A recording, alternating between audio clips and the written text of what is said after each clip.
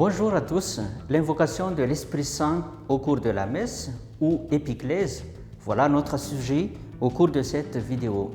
Le mot épiclèse signifiant invocation de quelque chose à se répandre sur une autre chose est formé de deux grecs, klésis et épi. En effet, le mot klésis vient du verbe grec kalen, appeler ou convoquer, d'où dérive aussi le mot ecclésia, traduit en français église ou une assemblée des convoqués. Et c'est avec le deuxième mot grec épi, qui se traduit sur, que nous avons le sens complet du mot épiclèse comme invocation. Précisons que l'épiclèse est une demande à l'Esprit Saint de venir nous rejoindre pendant la messe. Cette invocation se fait en 3 moments.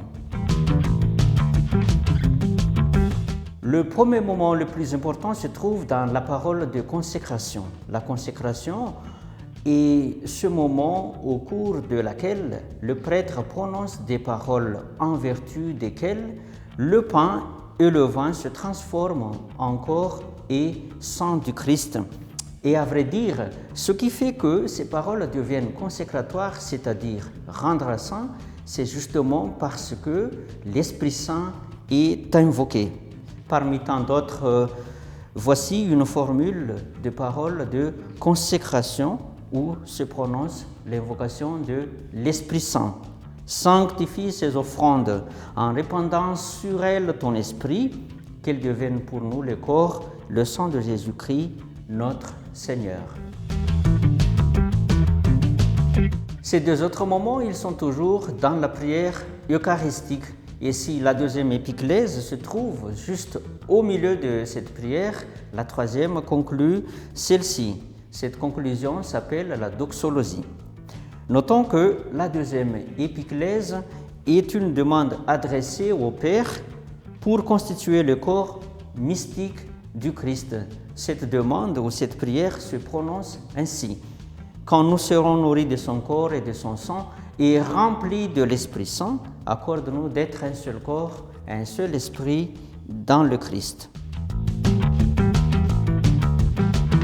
Disons finalement que si la deuxième épiclèse est une prière en faveur de l'unité des membres du corps mystique du Christ, la dernière se prononce pour vivre l'unité des 3 personnes divines, ce qui fait que ce troisième moment de l'épiclèse se trouve dans ce qu'on appelle la doxologie que je vais vous chanter.